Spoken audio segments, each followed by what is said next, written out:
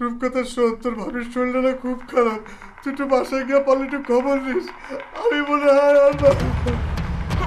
Hello hello Rasel ভাই, hello. সব গান যদি হারিয়ে ফেলে ছন্দ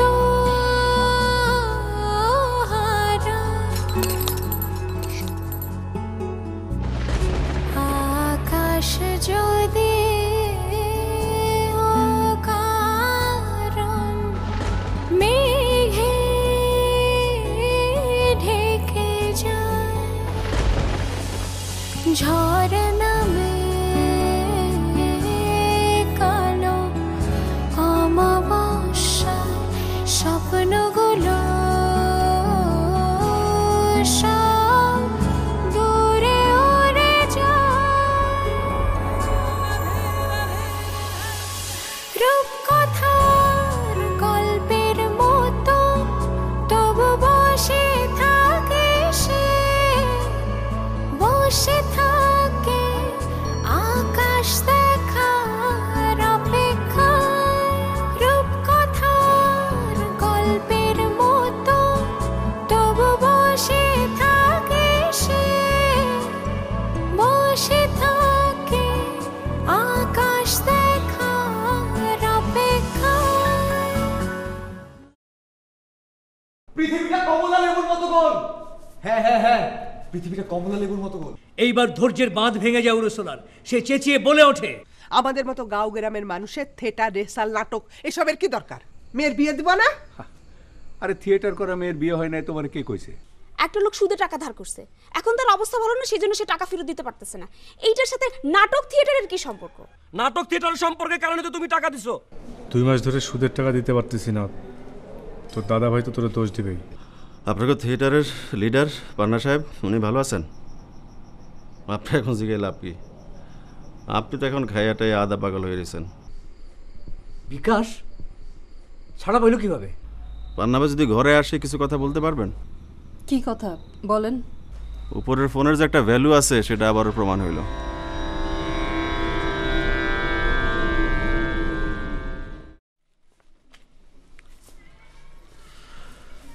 থিয়েটারে যাইতেছো?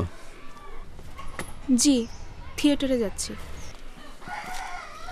আজকে থিয়েটার হবে না, বাড়িতে ফিরে যাও। থিয়েটার হবে, বিকাল 5টা থেকে 7টা পর্যন্ত মহড়া হয়, এখনো 5টা বাজা নাই। আমি বিকাশ। জি, আমি আপনারা চিনি। চিনতে পারো নাই? যদি চিন্তা সেকেন্ড কোনো কথা না বলে এক দৌড়ে বাড়িতে চলে যেতা। কেন বাড়ি ফিরে যাব কেন? কারণ আমি যেটা বলি সেটা হয়। আমি মহড়ায় যাওয়ার জন্য আসছি, আমি ভিতরে যাব। আমি বলতেছি আজকে তুমি থিয়েটারে যাবা না। আমি ভিতরে যাব। ভালো লাগছে। তুই ভিতরে যাবার কথা, তুই ভিতরে যাবা। ভেতরে যাওয়ার পর পান্না ভাই যদি থাকে, সম্ভবত নাই, কাপুরুষ টাইপের মানুষ তো মনে হয় পালাইছে। তারপর যদি থাকে তারে বলবা যে বিকাশ তার থিয়েটারে ঢুকতে চায় না, তার বাড়িতে যাইতে চায় না। যদি সে সহজে আমার কাছে ধরা না দেয় তাহলে আমি থিয়েটারেও ঢুকবো, বাড়িতেও যাব। কথাটা মনে করে বলতে পারবো না? মনে করে বললো কেমন? জি বলবো। এই সরকার মন্তে যায়।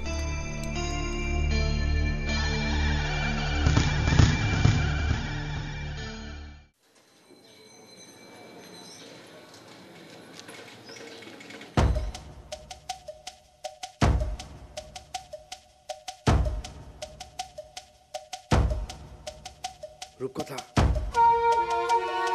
রূপকথা।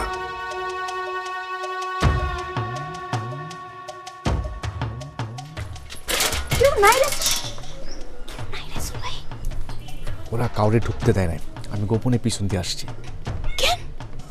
ওরা পান্না ভাইরে খুঁজতেছে, আর পান্না ভাইরে না পেলে সব কাজ বন্ধ হয়ে যাবে। পান্না ভাই কি এমন দোষ করছে? ঘটনা তো সেইখানেই, যারা বিকাশে ধরা দিয়েছিল পান্না ভাই তাদের মধ্যে আসছিল, কিন্তু 2 দিনের মধ্যেই তো বিকাশ ফেরত আইছে। এখন পান্নারে পাগলের মতো খুঁজতেছে। পান্না ভাইরে পেলে কি করবে? কি জানি, খুন টুনু করে ফেলাইতে পারে। কি বলেন এসব আপনি? এইটাই তো হইতেছে, এটা তো নতুন কিছু না। বিকাশের সঙ্গে মতের মিল না হলে বিকাশের পথের কাটা হয়ে দাঁড়ালে বিকাশ তাদের সরা দেয়, এটাই তার নিয়ম। এটাই নিয়ম? এটাই নিয়ম, এই নিয়মের ব্যতিক্রম হয় না। আমি একরকম ধরেই নিয়েছিলাম যে বিকাশ শেষ। জায়গা মতো যখন একবার ধরা পড়ছে, দুনিয়ার আলো আর সে কখনো দেখবে না। কিন্তু 2টা দিনও পার হইতে পারলো না, বিকাশ বাইরে আসলো। এরেই বলে ক্ষমতা। বিকাশের হাত কি লম্বা, একবার চিন্তা করছো শঙ্কর? হ্যাঁ, বিকাশ যখন ধবলা চর থেকে অ্যারেস্ট হইল, তখনই আমি মনে মনে ভাবছিলাম যে এইখানে কোনো একটা কিন্তু আছে। কারণ বিকাশ যখন প্রকাশ্যে ছিল, তখন শহরে সকলের নাকের ডগার উপর দিয়া সে সমানে মস্তানি কথাবাজি করছে। তখন কিন্তু সে অ্যারেস্ট হইল না। যখনই বিকাশ ধবলা চরে গিয়া পলাইল, 7 দিনও পার হইল না, আর অমনি অ্যারেস্ট হয়ে গেল। আমি গ্যারান্টি দিয়ে বলতেছি রাইসুল ভাই, মুড়ির চরের চাইতে সেফ জায়গা এখন আর হইতে পারে না। পান্না ভাই কি বলবেন না বলবেন ঠিক বুঝতে পারতেছি না। এই সময়ে পান্না ভাই কি বলবে? আমরা যেটা বলবো ওইটাই ওনার করতে হবে। যদি রাজি না হয়? আশ্চর্য কথা রাইসুল ভাই, রাজি না হওয়ার কি আছে? আমার নিজের বাড়ি তো ওইখানে। তোর বাড়ি বলেই সমস্যা। মুড়ির চর সর্বহারার এলাকা, এটা আমাদের জন্য প্লাস পয়েন্ট রাইসুল ভাই। আপনি পান্না ভাইয়ের সাথে কথা বলেন, বলেন সব সিকিউরিটি আমার। চল, দুজন মিলে কথাটা বলা ভালো।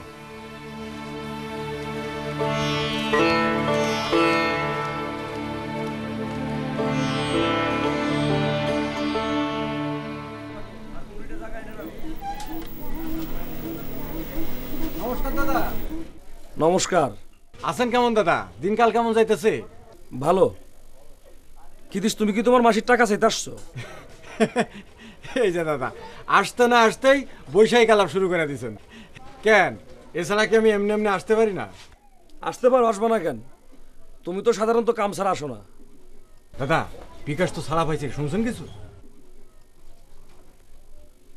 বিকাশ ধরা বললে আমার কি, আর বিকাশ ছাড়া পাইলে আমার কি? আমি একজন মুদি দোকানদার, দোকানদারি করে বাড়িতে যাই ঘুমাই। শুনতেছি বিকাশটাকে এবার কয়েকজনটা দফারফা করে ছাড়বে, এর মধ্যে পান্নাবাবুর নাম 1 নম্বরে। পান্নাবাবু? পান্নাবাবু কি করছে? আরে এই তো বিকাশকে ধরাই দেওয়ার মূল হোতা। সে তো একজন নির্ভেজাল লোক, নাটক থিয়েটার করে, সে এর মধ্যে জড়ালো লোক। ওই যে কথাই আছে না, পিপিলিকার পাখা গজায় মরিবার তরে, ওনার হয়েছে সেই অবস্থা। জায়গা ও দাদা, ভালো কথা, মাসির টাকাটা 3 মাসের সুদ জমছে। আপনি রূপকথারে বলেন রাইসুল বাবুর কাছ থেকে যেন সুদের টাকাটা আদায় করে দেয়, নাহলে মাসির কাছে আমি মুখ দেখাতে পারবো না। তুমি কথা রূপকথারে আর নাহলে রাইসুল রে বলো গিয়া, এটা নিয়ে আমার কোনো কথা বলবো না। খেতিস আমার সোজা সাপটা কথা। এটা কেমন তোর কথা বললেন দাদা? আপনি দায়িত্ব নিছেন দেখাই না আমি মাসিরে টাকাটা দেওয়ার জন্য সুপারিশ করছি। দায়িত্ব নিয়েছিলাম, ভুল করছিলাম, দায়িত্ব ছাইড়ে দিলাম। দায়িত্ব ছাইড়া দিলাম কথাটার অর্থ কি দাদা? দায়িত্ব ছাইড়ে দিলাম কথাটার অর্থ হলো আমি এর আগেও নাই পাশেও নাই, তোমার যা ইচ্ছা করো গিয়া। না না না না না না দাদা, এইটা আপনি করতে পারেন না দাদা। আমার মাসি বেচারা বিধবা মানুষ, তার টাকাটার দায়িত্ব নিয়ে আপনি দায়িত্ব ছাইড়া দিলাম এই কথা কইতে পারেন না দাদা। এটা হইতে পারে না দাদা। না না, এটা হয় না দাদা। দাদা দাদা, এটা কিন্তু আপনার একটা কিছু করতেই হইব দাদা, এটা আপনারা করতেই হইব, নাইলে আমার মান ইজ্জত থাকবো না, আমি মুখ দেখাইতে পারুম না। আমি কয়ে গেলাম দাদা, এটা মনে রাখেন।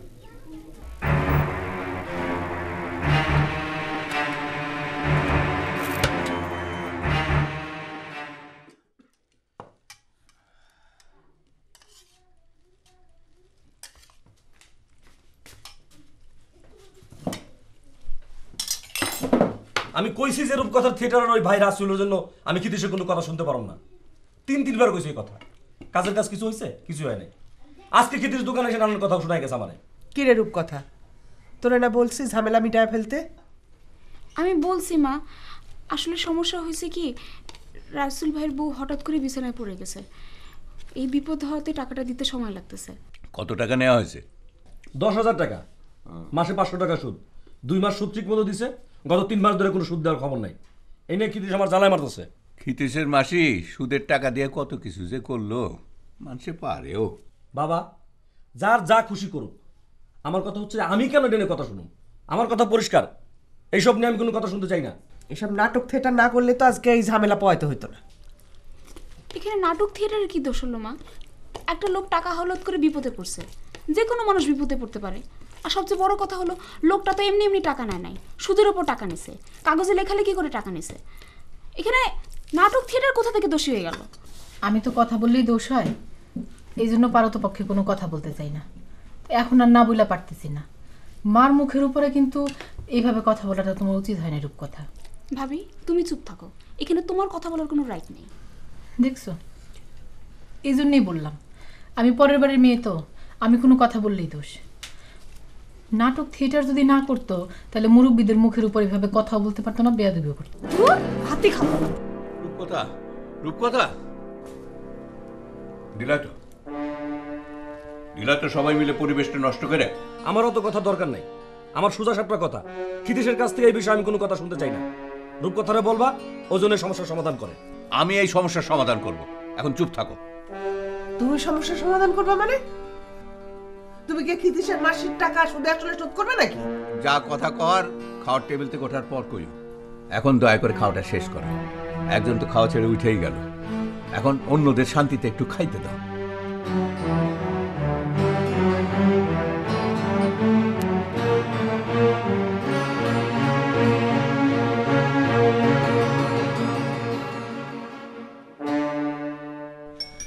অপরিচিত কারো ফোন হলে ধরবো না কিন্তু রাইসুল। রূপকথার ফোন ধরি? আচ্ছা ধরো, আমার কথা কিন্তু বলবো না। হ্যালো রূপকথা, বলো। রাসুল ভাই, আপনি ক্ষিতীশের মাসের টাকাটা শোধ করতেছেন না কেন? রূপকথা, আমার একটা ঝামেলা আছে, পরে কথা বলি। আপনি আমারে যে ঝামেলা রাখছেন তার চেয়ে বড় ঝামেলা আপনি নাই রাসুল ভাই। রূপকথা তুমি ফোন রাখো তো, শোনো তুমি। আগে আপনি আমার কথাটা শুনুন। আপনি ক্ষিতীশের মাসিক টাকা শোধ করতেছেন না, ক্ষিতীশ যায় রোজ রোজ দাদা ভাইয়ের কাছে টাকা চাইতেছে, দাদা ভাই বাড়ি ফেরে আমারে ধমকাইতেছে, মার কাছে নালিশ দিতেছে, আর সবচেয়ে বড় কথা হলো সব দোষ দিতেছে থিয়েটারে। আপনি যদি এখন টাকা শোধ না করেন আমার থিয়েটার করা বন্ধ হয়ে যাবে। আপনি কি চান আমার থিয়েটার করা বন্ধ হয়ে যাক? উফ, তুমি কিচ্ছু বুঝতেছো না। দেখো বিকাশ একটা ঝামেলা পালা, বিকাশ পান্নাবাই চারদিকে লোক লাগা রাখছে, এখন পান্নাবাই নিয়ে আমরা এক জায়গায় যাইতে। রূপকথা তুমি পরে ফোন করো তো, আমরা ঝামেলার মধ্যে আছি। পান্না ভাই, হ্যালো হ্যালো পান্না ভাই। কি করলো তুমি? আমি তোমাকে বললাম যে আমার কথা বলার দরকার নেই, তারপর তুমি বললা কেন? মানে হঠাৎ করে বুঝি নাই। যা করা তো করেই ফেলেছো, বোকার হত্যা কথা। কারণ পাচারাও চলো। পান্না ভাই, এই মুড়ি নদীর কাছাকাছি চলে আসছি, 10-15 মিনিট পরে কিন্তু আর কোনো মোবাইলের নেটওয়ার্ক পাবেন না। যদি ফোন করতে চান করে নেন। দরকার নেই, চলো তো, চলো।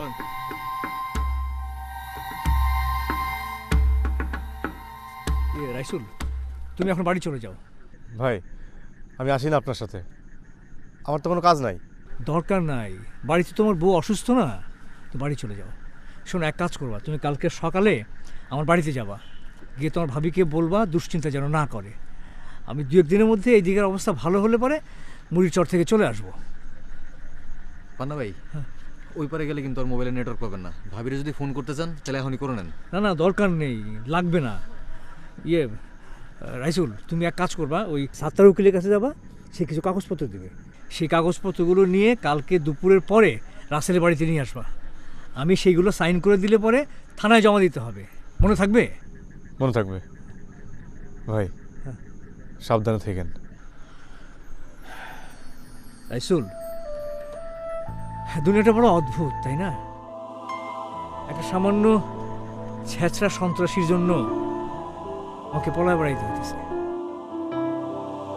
ঠিক আছে, যাও, চলো।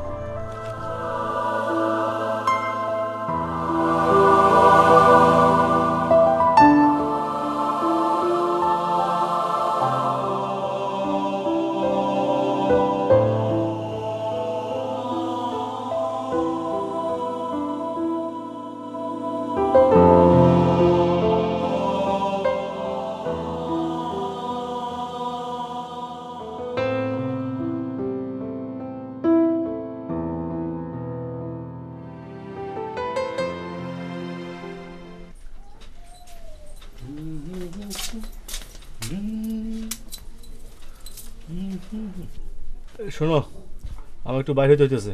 তুমি ডাক্তার ডাকো না কেন? আমার অসুখ কি ভালো হবে না? আরে তোমার তো অসুখ হয় নাই, সিজনাল জ্বর, 2-4 দিনে ভালো হয়ে যাবে। সিজনাল জ্বর কি 2 দিন পর পর হয়?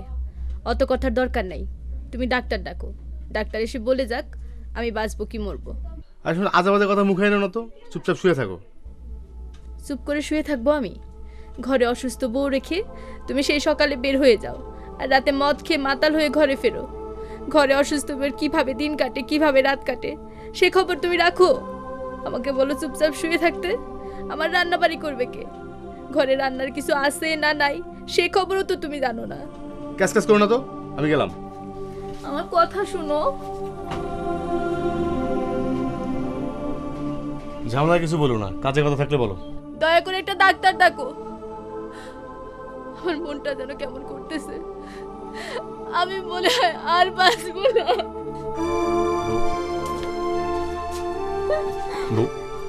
আরে ধুর, এমন করো না, শান্ত হও। আচ্ছা ঠিক আছে, আমি একটু পরে গিয়ে ডাক্তার নিয়ে আসবো। এই যে তুমি আমার মাথায় হাত বুলাই দিতেছো, আমার যে কি ভালো লাগতেছে। শোনো, আমি এখন পান্নার বাসায় যাব, ভাবি একটা খবর দিব, এরপরে বাজারে গিয়ে ডাক্তার নিয়ে আসবো। আবার ভুলে যাবা না তো? আজকে যদি ভুলে যাই, আমি মানুষ না। ঘুমো।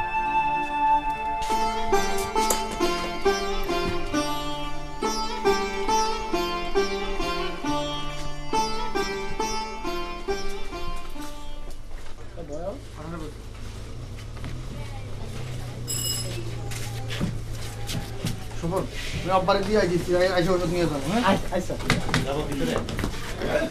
রাইসুল ভাই ভালো আছেন? হ্যাঁ ভালো। শোভন, ডাক্তার সাহেব আছে রে? আছে তো। কেন, কোনো সমস্যা? তোর ভাবির শরীরে খুব খারাপ, জ্বর একেবারে কমে না, না পা প্যারাসিটামল সব খাচ্ছি, কোনোটা কোনো কাজ হয় না। ডাক্তার সাহেবের টোটো যাইতে পারে। এই এখন তো দুজন রোগী আছে, আপনি বরং এক কাজ করবেন, ঘন্টা খানেক পর আসেন, তখন যান। ঠিক আছে, আমি 1 ঘন্টার মধ্যে আসতেছি। হ্যাঁ আচ্ছা।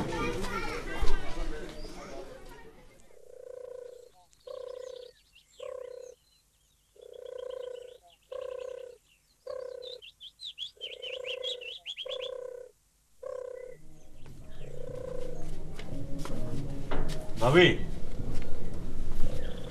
ভাবি, আমি রাইচুল।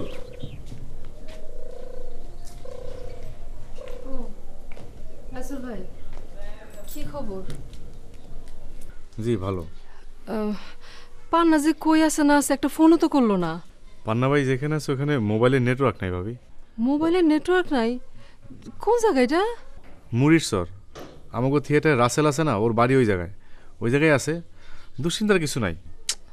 পান্না যাওয়ার সময় কোনো কাপড় চোপড় নেওয়া যায় নাই? জামা কাপড়ের কোনো সমস্যা হবে না, আর এদিকে পরিস্থিতি তো 2-1 দিনই ভালো হয়ে যাবে, চলে আসবে। আমি কি আপনার কাছে ওর জন্য কয়েকটা জামা কাপড় দিয়ে দিব?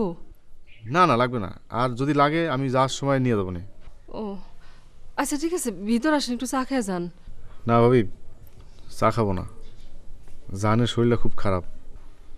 আসার সময় স্বপ্নে গেছিলাম, ডাক্তারের খবর দিয়ে রাখছি, ডাক্তার নিয়ে যেতে হবে। আর পান্না ভাই কিছু কাগজপত্র দিছে, সাত্তার উকিল কাছে নিয়ে যেতে হবে। ও আচ্ছা ঠিক আছে, তাহলে যান। আসি ভাবি, আসসালামু আলাইকুম।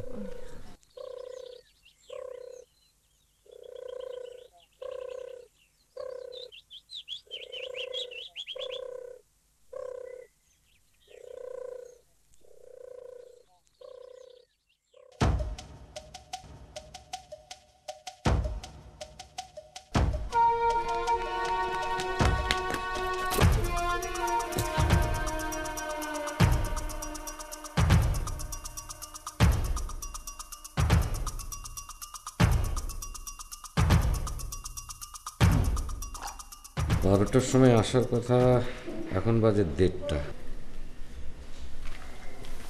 ফোন নম্বরও তো নাই।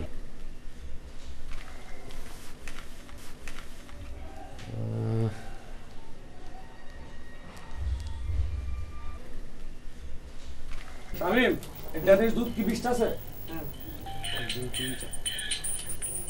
এই দুধগুলো মেলার লাগবে, আমি ফোন ধরি।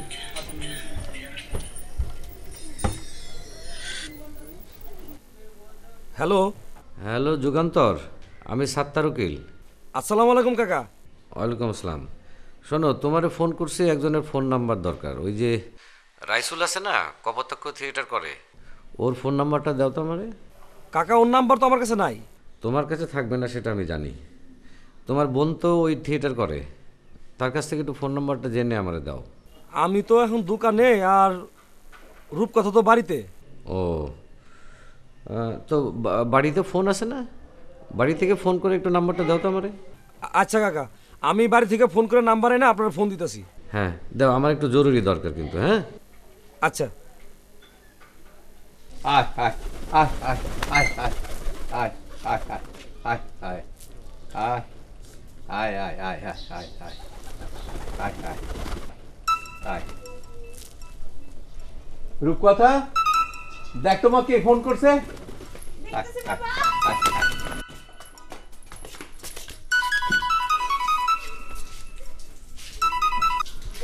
হ্যালো হ্যালো রূপকথা, ওই তোর থিয়েটারের রাইসুলকে ফোন দে, বল সত্তার উকিল তারা জরুরি ভিত্তিতে ফোন দিতে কইছে। আর যখন কবি তখন ওর কবি যে এই ক্ষিতীশের মাসির টাকাটা তার জন্য ব্যবস্থা করে, ঠিক মতো কইস কিন্তু। জি দাদা ভাই। শোন রূপকথা, ক্ষিতীশের মাসির টাকা নিয়ে যেন আমার আর কোনো কথা শুনতে না হয়, এটা আমার সোজা সাপটা কথা, মনে রাখবি। আচ্ছা দাদা ভাই।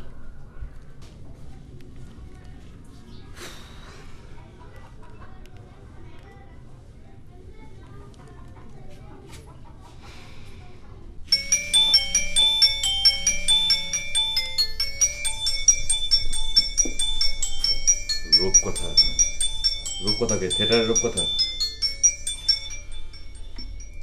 ফোন রিসিভ করবি। তুই যেখানে আসিস বলা দরকার নেই, বলবি একটা জরুরি কাজে অনেক দূরে আসিস। হ্যাঁ, ঠান্ডা মাথায় সুন্দরভাবে কথা বলবি। হ্যালো হ্যালো রাইসুল ভাই, আপনি কই? রূপকথা, আমি একটু বাইরে আছি। আচ্ছা শুনেন, সাত্তার উকিল আপনারা জরুরি ফোন করতে বলছে। আচ্ছা। আর ওই ক্ষিতীশের মাসির টাকাটা আপনি তাড়াতাড়ি শোধ করে দেওয়ার ব্যবস্থা করেন। এই নিয়ে দাদা ভাই রোজ রোজ আমাকে কথা শোনায়, আমি ত্যক্ত বিরক্ত হয়ে গেছি। রূপকথা শোন, তোর ভাবির শরীরটা না খুব খারাপ, তুই একটু বাসায় গিয়ে পারলে একটু খবর নিস।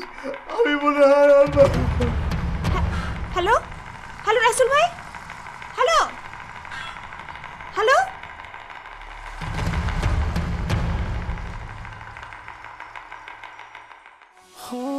নতুন সূর্যের ঘাম যদি যায় থেমে যায়, বিষণ্ণ সূর্য আধারে হারায়, শকুনের উল্লাসে আকাশ ঢেকে যায় লজ্জা, স্বপ্নের পাখিরা ডানা ঝাপটায় নীল যন্ত্রণা,